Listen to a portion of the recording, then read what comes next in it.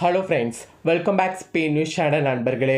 தமிழ் திரையுலகில் 85 வயதிலும் மிகவும் சுறுசுறுப்பாகவும் தீவிரமாகவும் இயங்கி வந்த பிரபல தயாரிப்பாளர் கே ராஜன் நேற்று மாலை அடையாற ஆற்றுல குதித்து தற்கொலை செய்து கொண்ட சம்பவம் சினிமா வட்டாரத்தில் பெரும் அதிர்ச்சியும் சோகத்தையும் ஏற்படுத்தியிருந்தது. ஆக்சுவலி நேற்று ஞாயிற்றுக்கிழமை காலையில் பன்னாரப்பேட்டையில் உள்ள தனது இல்லத்திலிருந்து கே ராஜன் தனது காரில் ஓட்டுநரோடு புறப்பட்டுள்ளார். கார் அடையாறு ஆற்றங்கரை அருகே மேம்பாலத்தில் வந்தபோது சிறிது நேரம் நடைப்பயிற்சி செய்வதாக கூறி காரை நிறுத்த சொல்லியிருக்கிறார். அதுக்கப்புறம் காரில் இருந்து இறங்கி சென்றவர் எதிர்பாராத விதமாக திடீரென பாலத்திலிருந்து ஆற்றுக்குள் குதித்துள்ளார். இதை பார்த்து அதிர்ச்சி அடைந்த பொதுமக்களும் ஓட்டுநரும் உடனடியாக தீயணைப்பு மற்றும் மீட்புத் துறையினருக்கு தகவல்கள் தெரிவித்திருக்கிறாங்க. சம்பவ இடத்திற்கு விரைந்து வந்த மீட்பு குழுவினர் ஆற்றில் தேடுதல் வேட்டை நடத்தி கே ராஜனை ஃபைனலாக சடலமாக மீட்டிருக்கிறாங்க.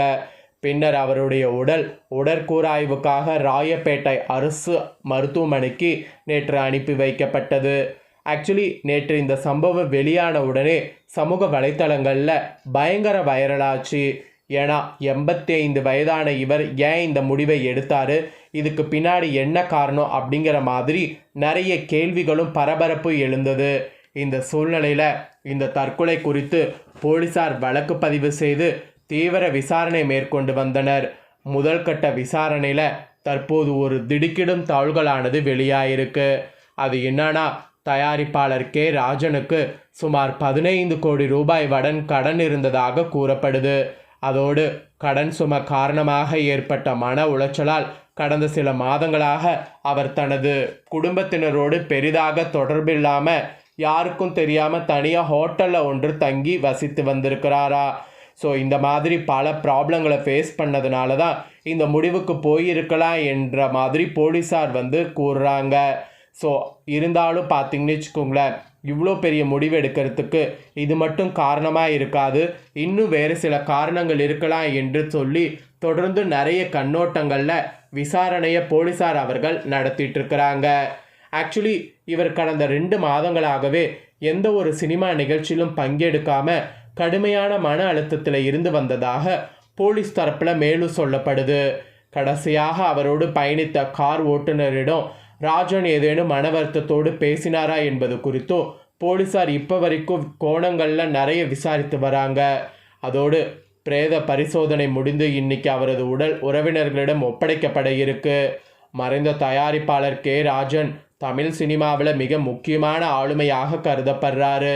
85 வயதான நிலையிலேயும் திரைப்பட ஆடியோ வெளியீட்டு விழாக்கள், பொது மேடைகளில் தமிழ் சினிமா சந்திக்கக்கூடிய சவால்கள் குறித்து எந்தவித ஒளிவு மறைவும் இன்றி அதிரடியாக பேசக்கூடியவர். முக்கியமாக தயாரிப்பாளருக்கு ஏற்படக்கூடிய நஷ்டங்கள், முன்னணி நடிகர்களுடைய அநியாயமான சம்பள உயர்வு, திரையுலகில் நடக்கக்கூடிய முறைகேடுகள் குறித்து சமரசமின்றி குரல் கொடுத்து வந்தவர். இப்படி குரல் கொடுத்த இவரா இந்த மாதிரி முடிவெடுத்தாங்க அப்படிங்கிற மாதிரி எல்லாருமே தங்களுடைய ஆதங்கங்களை தொடர்ந்து தெரிவிச்சிட்ருக்கிறாங்க. அதோடு துணிச்சலாக பேசி வந்த ஒரு மூத்த கலைஞர் கடன் பிரச்சனை காரணமாக இத்தகைய விபரீத முடிவு தேடிக்கொண்டது ஒட்டுமொத்த கோலிவுட் வட்டாரத்தையும் ஒரு நிலக்குலைய செய்திருக்கு. திரையுலகை சேர்ந்த பலரும் அவருடைய மறைவுக்கு ஆழ்ந்த இரங்கங்களை தெரிவித்து வராங்க. அவங்களுடைய குடும்பத்துக்கும் ஆழ்ந்த இரங்கலை தெரிவித்து வராங்க. தொடர்ந்து விசாரணை நடத்தப்பட்டு இவருடைய முடிவுக்கு இது காரணங்கிறது கிடையாதுங்கிற மாதிரி கோணத்துலேயும் விசாரணை தொடர்ந்து நடைபெற்றுருக்கு. 85 வயதில் இப்படி ஒரு முடிவு எடுத்தது ரொம்ப தவறு என்பது அனைவருமே சொல்கிறாங்க. 85 வயதில் இல்லை, எந்த வயதிலுமே இந்த முடிவு எடுக்கக்கூடாது. இந்த முடிவு எடுக்கிறது கண்டிப்பாக ஒரு கோலத்தனம் என்பதை புரிஞ்சு அனைவருமே பார்த்தீங்கன்னு வச்சுக்கோங்களேன், இந்த மாதிரி ஒரு முடிவை என்றைக்குமே எடுக்கக்கூடாது எந்த ஒரு கஷ்டத்துலையுங்கிறத இந்த இடத்துல ஞாபகம் வச்சுக்கோங்க. 85 வயதில் இந்த துணிச்சல் சாத்தியமா அப்படிங்கிறது தான் பலருடைய கேள்வியாக இருக்குது. ஏன்னா 85 வயதான ஒரு முதியவரால் அவ்வளவு எளிதாக ஓடக்கூடிய காரை நிறுத்த சொல்லி பாலத்தின் கைப்பிடி சுவரில் ஏறி ஆற்றுல குதிக்க முடியுமா? இந்த சூழல் இயல்பானதாக தோன்றுகிறதா என்று பலரும் பார்த்தீங்கன்னு வச்சுக்கோங்களேன் கேள்வியை எழுப்பிக்கிட்டே இருக்கிறாங்க. அதோடு இது தற்கொலைதானா அல்லது பின்னணியில் சதி உள்ளதா என்ற மாதிரியும் கேள்வி வருது. அவருடைய மரணம் காவல்துறையினால் தற்கொலை என்று முதற்கட்டமாக சொல்லப்பட்டாலும் இதன் பின்னணியில் வேறு ஏதேனும் மறைமுகம் அல்லது கொடூரமான காரணங்கள் இருக்க வாய்ப்புள்ளதாக அவங்க குடும்பத்தரே சந்தேகப்படுற மாதிரி ஒரு சூழ்நிலை இருக்கு. ஸோ இந்த சூழ்நிலையோடைய பேஸ்லேயே போலீஸார் விசாரணை செய்துட்டு இருக்கிறதாகவும் நம்பகத்தாள்கள் வெளியாயிருக்கு. அதோடு நும்பங்காக்கம் விடுதியில் அவர் தனியாக தங்கியதற்கு காரணம் வெறும் குடும்ப கருத்து வேறு மட்டும்தானா, அல்லது தமிழ் சினிமா தயாரிப்பில் ஏற்பட்ட கடுமையான நஷ்டமும் கடன் நெருக்கடியும் அவரை இந்த முடிவுக்கு தள்ளியதா என்ற கேள்வியும் வந்திருக்கு.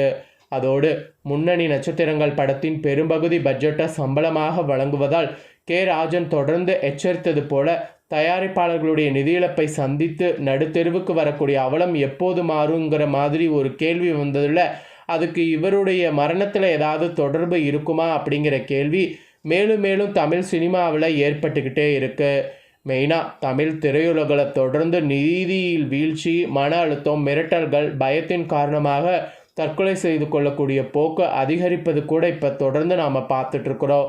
இதுக்கெல்லாம் காரணம் என்னங்கிற வகையில் கண்டுபிடிக்கணும் அப்படிங்கிற மாதிரி இந்த மாதிரி கேள்வி எழுப்பப்படுது. அதோடு சினிமாவில் எல்லாமே சுமூகமாக இருப்பது போல் நடிக்கக்கூடிய முன்னணி கதாநாயகர் தங்களை வாழ வைக்கக்கூடிய தயாரிப்பாளர்களுடைய இந்த அவலநிலையை கண்டு கொள்ளாமல் இன்னும் எத்தனை காலம் மௌனம் காப்பார்கள் என்ற ஒரு கேள்வியும் பெரிய பெரிய நடிகர்களுக்கு மத்தியில் எழுந்திருக்கு. அதோடு சினிமா பின்னணியிலிருந்து வந்த தமிழகத்தை வழிநடத்தக்கூடிய பாண்புமிகு தமிழக முதல்வர் அவர்கள் இந்த துயரத்தின் தீவிரத்தன்மையை உணர்ந்து இதற்காக ஒரு பிரத்யோக செய்தியாளர் சந்திப்பை கூட்டுவாரா அப்படிங்கிற மாதிரி அவருக்கும் ஒரு செக் வந்திருக்கு. அதோடு கே ராஜனுடைய மரணம் என்பது ஒரு தனிப்பட்ட சோகம் மட்டும்தானா, அல்லது தமிழ் சினிமா என்ற பிரம்மாண்ட கோட்டையின் அஸ்திவாரமே ஆட்டம் கண்டுள்ளதை உணர்ந்து இறுதி எச்சரிக்கையாக இதை எடுத்துக்கொள்ளுமா அப்படிங்கிற மாதிரி இந்த ஒரு கேள்வி எழுந்திருக்கு. இவருடைய மரணத்தில் இவ்வளவு கேள்வி எழுந்திருக்கிறது மேலும் பார்த்தீங்கன்னு வச்சுக்கோங்களேன் சமூக வலைத்தளங்களில் வைரலாகிட்டு இருக்கு.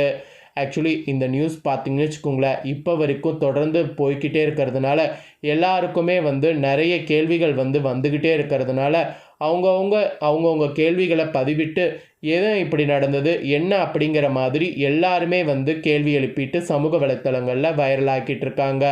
ஸோ இந்த மாதிரி தான் இப்போ தமிழ் திரையுலகில் ட்ரெண்டாக இந்த நியூஸ் போயிட்டுருக்கு. ஸோ இதை பற்றி உங்களுடைய கருத்து என்ன அப்படிங்கிறத கமெண்ட் பண்ணுங்கள். அதோடு இவருடைய முடிவுக்கு கடன் தான் காரணமாக இருக்குமா இல்லை வேறு ஏதாவது இருக்குமா அப்படின்னு நீங்கள் நினச்சிங்கனாலும் கமெண்ட் பண்ணுங்கள். அதே போல் இவருடைய ஆத்மா சாந்தி அடைய கண்டிப்பாக நாம் கடவுளை பிரார்த்தனை பண்ணிக்கணும். அதனால் கடவுளை பிரார்த்தனை பண்ணிக்கோங்க. நெக்ஸ்ட்டு இன்னும் நிறைய அப்டேட்டான நியூஸோடு உங்களை புதிய வீடியோவில் சந்திக்கிறேன். கண்டிப்பாக சேனலை சப்ஸ்கிரைப் பண்ணி பெல் பண்ண ப்ரெஸ் பண்ணுங்கள். இந்த வீடியோவை உங்கள் ஃப்ரெண்ட்ஸ் ஃபேமிலிக்கு ஷேர் பண்ணுங்கள். அவங்களும் இந்த முக்கியமான நியூஸ் எல்லாம் தெரிஞ்சுக்கிட்டோம். தமிழ்நாட்டில் இப்போ ட்ரெண்டிங்காக என்னென்ன நியூஸ் போயிட்டுருக்கோ எல்லாத்தையுமே ஷேர் பண்ணுவேன். எல்லாமே தெரிஞ்சுக்க கண்டிப்பாக சேனலை சப்ஸ்கிரைப் பண்ணி பெல் பண்ண ப்ரெஸ் பண்ணிக்கோங்க. நெக்ஸ்ட்டு வேறு ஒரு ட்ரெண்டிங்கான நியூஸில் சந்திக்கிறேன். நன்றி, வணக்கம்.